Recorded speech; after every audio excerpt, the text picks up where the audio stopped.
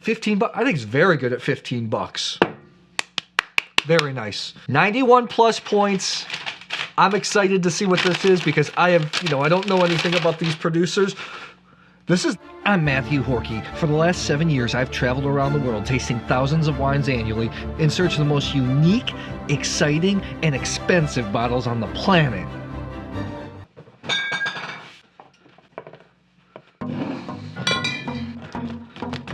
So usually I'm not taking unsolicited packages. I did get a couple boxes of these wines from a region in appellation that I know absolutely nothing about. It's from the Veneto in Italy. The Veneto, named after Venice in northern Italy, produces the most wine out of any province in Italy. More than Sicily. To me, that's really surprising. And it's peppered with a bunch of different appellations, regions, subzones. A lot of people know Soave, a lot of people know Amarone, a lot of people know Prosecco, but there's a lot of wines being made there that a lot of people haven't heard of. In the mid-2000s, the European Union tried to integrate wine laws all over the EU to be somewhat similar. Before that even happened, Italy had a race to form new DOCs, new DOCGs. The Italian appellation system is already kind of a mess and super confusing. And this appellation forms Montello. The world of wine is huge, always going to be learning. I'm going to look some details up on the computer, see what we can find out.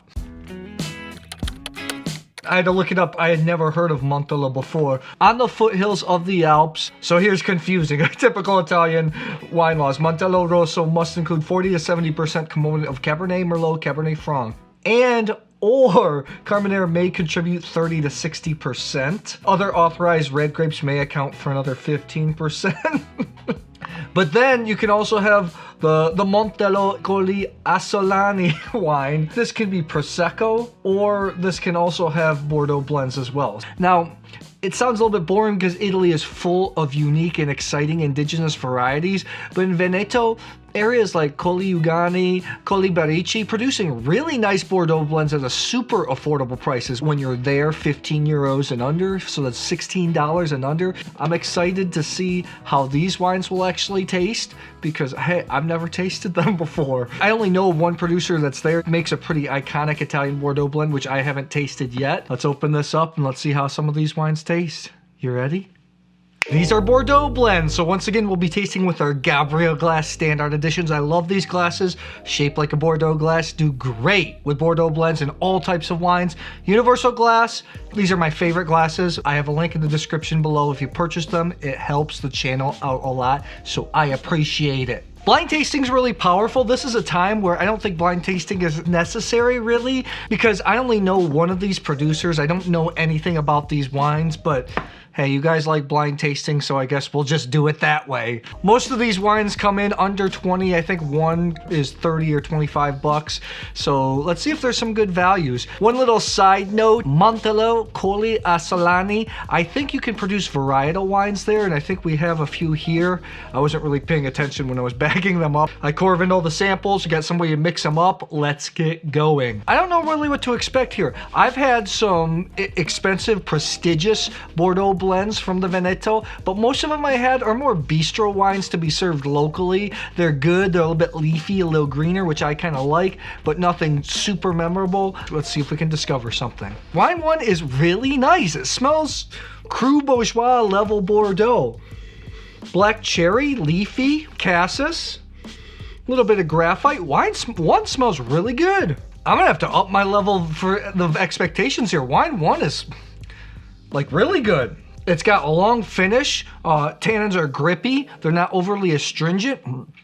The fruit is there. Still has some leafiness. Wine one is really good. Really good. Wine two smells a little bit fresher, fruity, more simpler. Kind of like just cherry, fruity, fresh, no faults whatsoever. Just quite simple. Something that I would expect maybe as a by the glass at a bistro in Italy or in Venice. It's not exceptional. Like the first wine was pretty darn exceptional.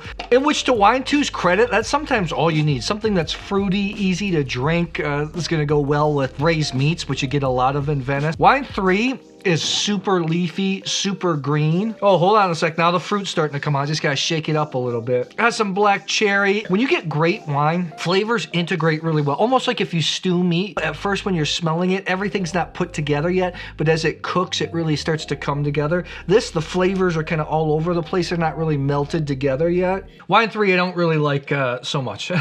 Wine 4 smells like it has a little sophistication. The oak's not too much. The oak is like bacon fat here. Black cherry, sour cherry even. No, it's not super complex. It smells like just a nicely oaked red wine. Tannins are nice. Again, bistro wine here. Not thinking about just these mind-blowing wines. Simple and easy going. So far, you know, wine 1 was the only one that really has moved me so far. Wine 5, again, starting to get a little bit more leafiness going on. Leafy bell pepper, kind of more like a leaner Bordeaux. When you're in the wine industry, everyone thinks, oh, you're tasting just all these great wines all the time. There's a lot of wine being made in the world. Not all of it's great. This tastings right here, what I'm usually accustomed to, especially when I'm entering a new region, not faulty at all. Gonna be happy as bistro wines. Are they super complex? No. Wine 6 shows a lot of wood. Peppermint even. Oh, it's interesting. I usually don't like super oaky reds. I do like oaky whites for some reason lately. I would generally say this type of wine is a little bit too oaky, but I kind of like this. It's not a bad wine at all. It's got a little bit of structure. Wine 7 smells nice. Maybe just a touch of funk, but not too bad. Like the little dimple. You know, when you see somebody, they smile, the dimple comes out. Black cherry, a little bit earth, like just a touch of funk, which is fine. 7's got complexity in the mouth, a little bit of tobacco. 8 to me has a lot of coffee type flavors, a lot of capsicum, bell pepper type notes. Cherry, this might be a varietal Cabernet, I would guess. This is more of a leafy Cabernet. Some people, when they think of Cabernet Sauvignon, they think of Napa style, which is big, ripe. I like this style. It's not a lot of fruit. It's a little more austere. What I mean by that, it's not fruity. It's more leafy. It's more green. But I actually admit I like this wine. Tannins are a bit of aggressive. It's nice. Okay, let's do the reveal, shall we? Tastings like this reminds me of early days in my wine career, going to a lot of emerging wine regions, new wine countries, where everybody with technology is making fairly good wine without faults, but you're tasting a lot of wines until you find an exceptional one. I have one here that's really, really, really good. A lot of bistro type wines, but one that's exceptional, and I'm gonna say, depending on price, go out and find it. You ready? Let's reveal. Wine number 3, it was simple. Flavors weren't put together. It was kind of all over the place. I gave it 84 points. Bistro type of wine. Let's take a look here. This is the Leterre Montello Rosso 2016. So it has some age on it, 20 bucks. I'm guessing as a Cab Merlot. Not a huge fan of that wine, is what it is, sorry. Okay, moving on. Wine number 5, it's bright cherry. It's leaner, it's leafy. Again, bistro type wine. Let's take a look here. This is the Bresolin Montello Rosso. This is a biological, so an organic wine, Superiore, 2019, 20 bucks. This is the type of wine. Serve it at bistro in Venice with some steak fries. I think I'm okay. I'm not getting so excited about it, but it's solid. Wine 2, it's fruity, it's fresh. This just reminds me of a simple, nice wine. Not a lot of oak, which I really enjoy. This one, okay, 86 points, so it's not, you know, it's not mind-blowing wine, but this is the type of wine that I'd be happy to drink on a lunch when something I don't want to think about. This is the most famous producer in the bunch, Loredan Gasparini, Della Casa, Mantello Osolo, 2018, Bordeaux blend. They make a very famous Bordeaux blend that you're going to see in an upcoming Bordeaux blind tasting from around the world. This was the most expensive, 30 bucks, 86 points, fruity. That's how I thought this is the wine that was going to be exceptional. Number 4, again, simple, had some nice tannin, 86 points. This is the Montelvini Zuiter Rosso Montello. This is 2017, 20 bucks.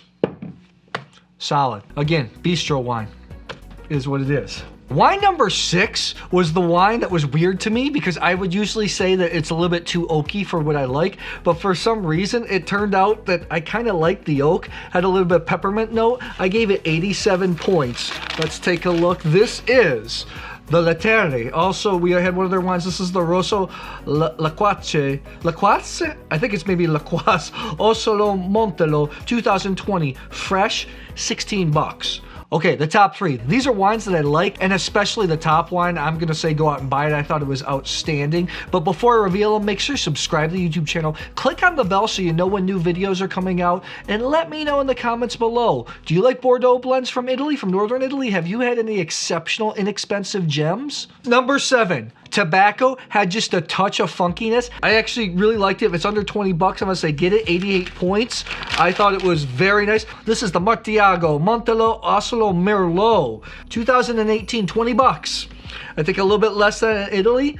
Nice wine. The little bit of funk, there was one little dimple, I liked it. Okay, number 8, Leafy Cabernet Sauvignon. I like this style. If you like Bordeaux and the Cru Bourgeois Bordeaux Superior type thing, I hope it's under 20 bucks because 89 points, I would say get it. Same producer, Martignago. This is the Montelvini Rosso, 2016, 15 bucks.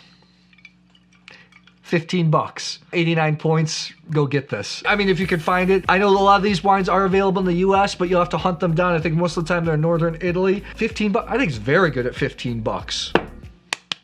Very nice. The Merlot was the more expensive wine. I preferred the cheaper wine. Number 1.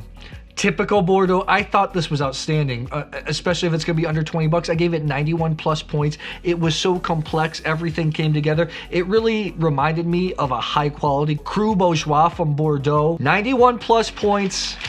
I'm excited to see what this is because I don't know anything about these producers. This is the Pet de Colmel Rosso della Rocca. Montelvini Colli Asolani, a Veneto in 2015. Cabernet Sauvignon. This is 19 bucks.